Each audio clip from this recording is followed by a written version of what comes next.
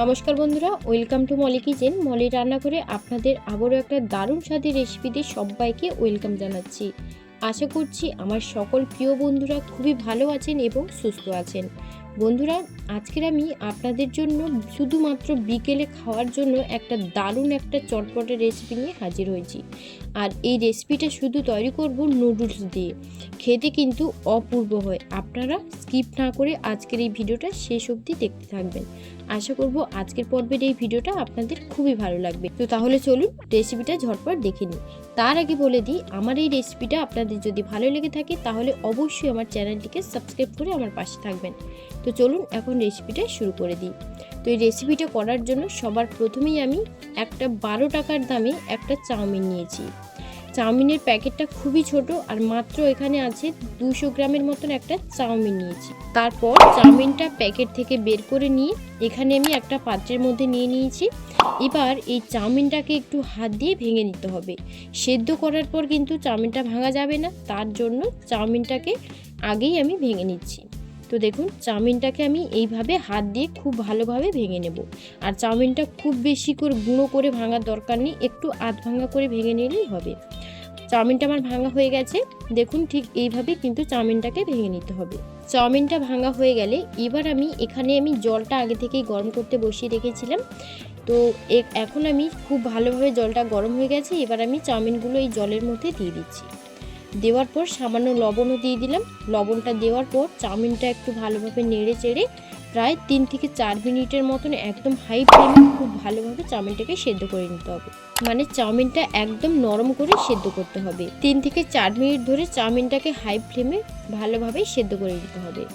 তো চাউমিনটা সেদ্ধ হয়েছে কিনা একটু চামচ দিয়ে কিংবা খুন্তি দিয়ে একটু দেখে নেব। তো দেখুন, চাউমিনটা একটু আমি দেখে নিচ্ছি সেদ্ধ হয়েছে কিনা। চাউমিনটা কিন্তু সেদ্ধ হতে আরও কিছুক্ষণ বাকি আছে, তো তার জন্য আরও 2 মিনিটের মতন আমি চাউমিনটাকে সেদ্ধ করে নিচ্ছি। চাউমিনটা খুব ভালোভাবে সেদ্ধ হয়ে যাওয়ার পর তারপর আপনাদেরকে দেখাচ্ছি। দেখুন, চাউমিন কিন্তু একদম ভালোভাবে সেদ্ধ হয়ে গেছে। তো চাউমিনটা সেদ্ধ হয়েছে কিনা একটু চামচের সাহায্যে কিংবা খুন্তির সাহায্যে একটু আমি দেখে নেব। তো এই যে দেখুন, চাউমিন কিন্তু একদম ভালোভাবে সেদ্ধ হয়ে গেছে। এবার গ্যাসের ফ্লেমটা অফ করে দিয়ে চাউমিনটা একটা পাত্রের মধ্যে ঢেলে নেব। আর জলটা খুব ভালোভাবে ঝরিয়ে নিতে হবে। জলটা খুব ভালোভাবে ঝরিয়ে চাউমিনটাকে একদম শুকনো ঝরঝরে করে নিতে হবে। মানে একটু যেন জল না থাকে চাউমিনের মধ্যে। চাউমিনটা জল ঝরাতে রেখে দিয়েছি। আর এদিকে নিয়েছি একটা গাজর। গাজরটাকে একদম ঝুরি ঝুরি করে পাতলা সরু সরু করে কেটে নিতে হবে।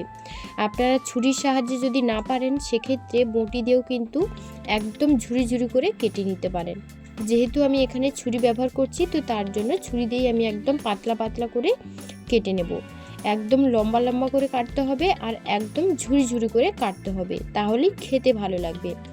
দেখুন, আমি একদম ঝুরি ঝুরি করে গাজরটাকে কেটে নিয়েছি। মানে এখানে আমি যত রকমই সবজি নেব না কেন সব কিছুই কিন্তু একদম পাতলা পাতলা স্লাইস করে কেটে নেব। দেখতেই পাচ্ছেন যে আমি কতটা সরু সরু করে কেটে নিচ্ছি। মানে যতটা সম্ভব চেষ্টা করবেন যাতে সবজিগুলো একদম ঝুরি ঝুরি করে কাটা যায়। তো ঠিক এইভাবেই আমি কেটে নিচ্ছি আর এইভাবেই সমস্ত সবজিগুলো কেটে নেব। দেখুন, গাজরগুলো আমার কাটা হয়ে গেছে। আর এই যে গাজরগুলো কতটা সরু সরু করে কেটে নিয়েছি আপনারা দেখে নিশ্চয়ই বুঝতে পারছেন। এইভাবেই আমি সমস্ত সবজিগুলো কেটে নেব। গাজরটা কাটা হয়ে গেছে, একটা প্লেটের মধ্যে নিয়ে নিয়েছি। তারপর নিয়েছি একটা শসাটাকেও বেশ ভালোভাবে সরু সরু করে কেটে নেব। তার জন্য 2 সাইড প্রথমে কেটে তারপর খোসাটা ভালোভাবে ছাড়িয়ে নেব। খোসাটা ভালোভাবে ছাড়ানো হয়ে গেলে শসাটাকেও একদম সরু সরু করে কেটে নেব।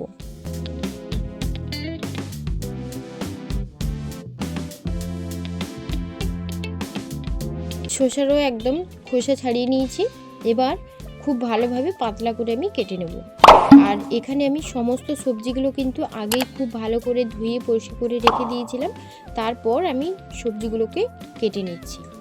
আপনারাও কিন্তু সবজিগুলোকে খুব ভালোভাবে কেটে নিয়ে তারপর একদম কেটে নিতে পারেন।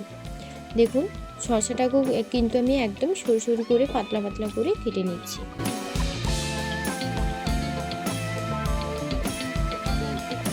শসাটাও কাটা হয়ে গেছে। এবারও শসাটাকে তুলে আমি একটা প্লেটের মধ্যে রেখে দেব।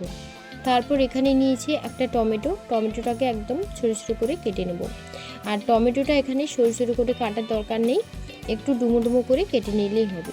তবে আপনারা যদি চান আপনারাও চাইলে কিন্তু এটা সরু সরু করে পাতলা পাতলা করে কেটে নিতে পারেন।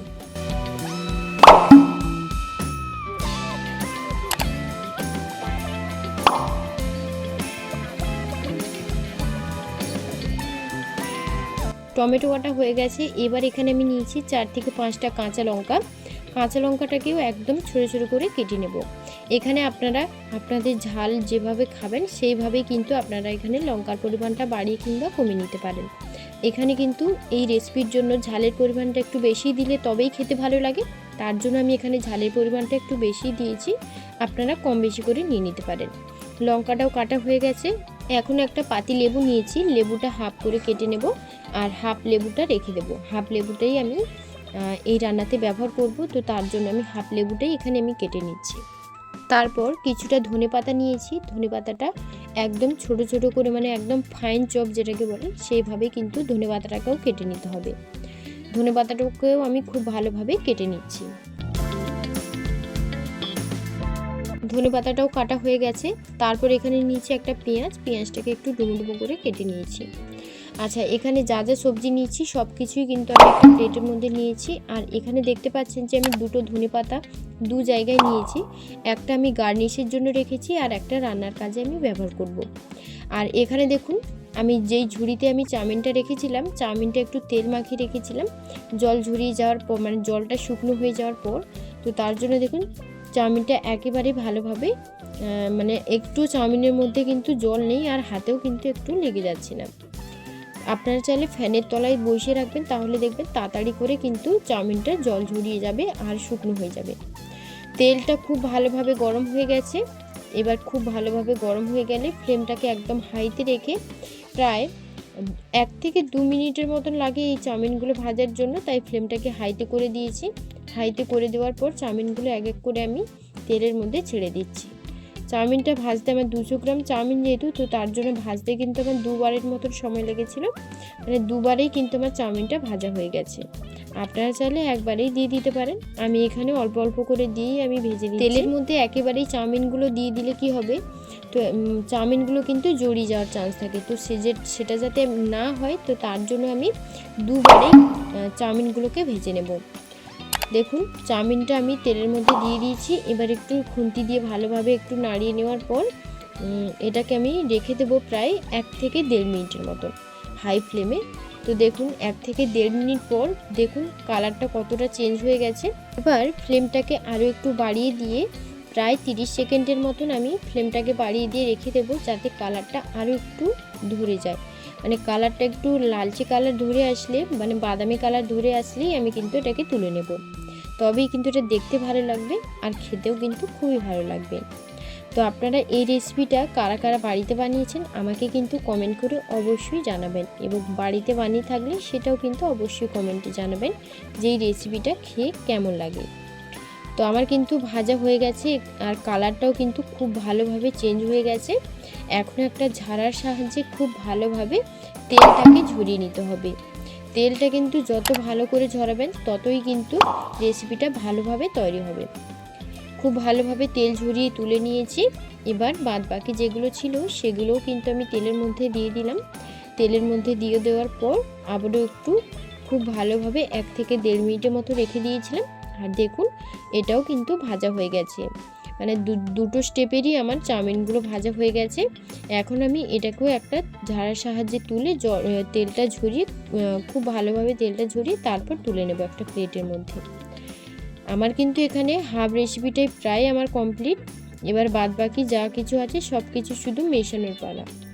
তো দেখুন তেল ঝরিয়ে খুব ভালোভাবে তুলে নিচ্ছি।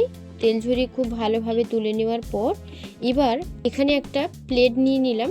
প্লেটের মধ্যে যেই সবজিগুলো কেটে রেখেছিলাম সেগুলো আমি পরপর করে ওই প্লেটের মধ্যে দিয়ে দেবো। শসা কুচি প্রথমে, তারপর দিলাম গাজর, তারপর দিচ্ছি কাঁচা পেঁয়াজ।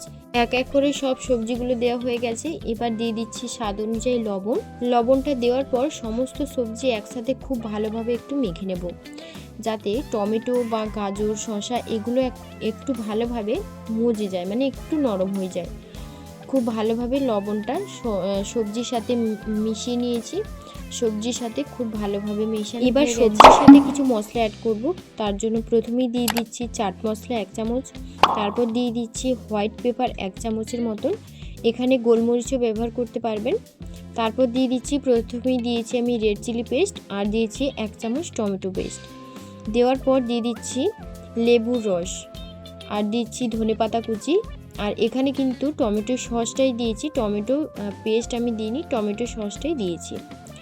আর সমস্ত মশলা দেওয়া হয়ে গেলে এবার আমি খুব ভালো করে সবজির সাথে মশলাগুলো মিশিয়ে নেব। এখানে কিন্তু রেড চিলি পেস্টটা অবশ্যই দেওয়ার চেষ্টা করবেন, তবেই কিন্তু খেতে ভালো লাগবে। আর যদি আপনাদের কাছে রেড চিলি পেস্ট না থাকে, সেক্ষেত্রে আপনারা শুধু টমেটো সস দিয়েই এই রেসিপিটা বানাতে পারেন, ওটাও কিন্তু খেতে ভালো লাগবে। ভালোভাবে মেশানো হয়ে গেছে। এবারে যেই আমি নুডলসগুলো ভেজে রেখেছিলাম, মানে চাউমিনগুলো, সেগুলো আমি সবজির সাথে দিয়ে দিলাম। দেওয়ার পর এবার খুব ভালোভাবে মিশিয়ে নেব। এই রেসিপিটা খেতে এত অপূর্ব লাগে, আপনারা না বানালে বিশ্বাসই করবেন না যে এর স্বাদ এত ভালো হতে পারে। চাউমিন দিয়ে শুধুমাত্র এই রেসিপিটা একবার হলেও ট্রাই করে দেখতে পারেন, দারুণ লাগে খেতে। বিকেলে চায়ের সাথে যদি অন্য কিছু না খেতে ভালো লাগে, এরকম একটা চটপটা রেসিপি আপনারা বাড়িতে বানিয়ে দেখুন, খুব ভালো লাগবে খেতে। আমার তো এই রেসিপিটা প্রথমবারেই বানিয়ে আমার খুব ভালো লেগেছে। আপনাদের কেমন লাগলো আমাকে কিন্তু কমেন্ট করে অবশ্যই জানাবেন। আর যদি ভালো লেগে থাকে তাহলে কিন্তু বাড়িতে বানাতে একদমই ভুলবেন না। চাউমিন দিয়ে এত ভালো একটা রেসিপি হতে পারে সেটা কিন্তু আগে একদমই জানা ছিল না। আপনারা কিন্তু ট্রাই করে দেখতে পারেন, না হলে কিন্তু একটা সবথেকে ভালো রেসিপি আপনারা মিস করবেন। তো এখন খুব ভালোভাবে মেশানো হয়ে গেছে, এবার একটু গার্নিশের পালা। তো তার জন্য একটা প্লেটের মধ্যে আমি প্রথমে এই চটপটা রেসিপিটা নিয়ে নিলাম। নেওয়ার পর ওপর থেকে একটু গার্নিশের জন্য ধনেপাতা কুচি ছড়িয়ে দেব, যেটা আমি আলাদা করে আগেই রেখেছিলাম, সেটা ওপর থেকে একটু ছড়িয়ে দেব। এতে দেখতেও ভালো লাগবে আর খেতেও কিন্তু ভালো লাগবে। ধনেপাতা কুচিটা দেওয়ার পর দেখুন দেখতে কতটা ভালো লাগছে। এইভাবেই আপনারাও কিন্তু বাড়িতে বানিয়ে ফেলতে পারবেন মাত্র কয়েক মিনিটের মধ্যে। চাউমিন তো মোটামুটি সবারই বাড়িতে থাকে, তো চাউমিন দিয়ে এই রেসিপিটা একবার আপনারা ফলো করে দেখবেন, খুব ভালো লাগবে। সো বন্ধুরা, আজকের আমার এই ভিডিওটা আপনাদের কেমন লাগলো কমেন্ট করে কিন্তু অবশ্যই জানাবেন, এবং ভালো লেগে থাকে লাইক কমেন্ট শেয়ার করতে একদমই ভুলবেন না। আর আজকের ভিডিওতে আমার বন্ধুরা যদি নতুন হয়ে থাকেন তাহলে কিন্তু অবশ্যই আমার চ্যানেলটিকে সাবস্ক্রাইব করে যাবেন। আর আপনারা যারা আমার সাথে আগে থেকেই আছেন তাদেরকে অসংখ্য ধন্যবাদ জানাই। স্কিপ না করে শেষ অবধি ভিডিওটা দেখার জন্য আপনাদেরকে অসংখ্য ধন্যবাদ জানাই। সবাই ভালো থাকবেন, সুস্থ থাকবেন। আশা করব আজকের ভিডিও আপনাদের খুবই উপকারে আসবে। আজকের মতো ভিডিওটা এখানেই শেষ করলাম, আবার আসবো পছন্দের কোনো একটি রেসিপি নিয়ে। সবাই ভালো থাকবেন, থ্যাংক ইউ।